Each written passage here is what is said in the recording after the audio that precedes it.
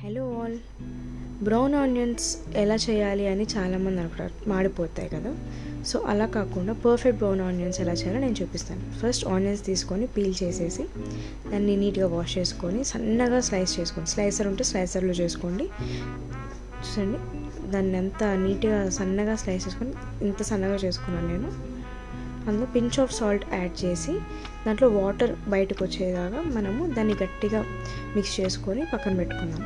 ఒక 2 minutes తర్వాత water మొత్తం స్క్వీజ్ చేసేసి, అంటే పాసిబుల్ అయినంత వాటర్ స్క్వీజ్ చేయండి, దాన్ని పక్కన పెట్టుకుందాం.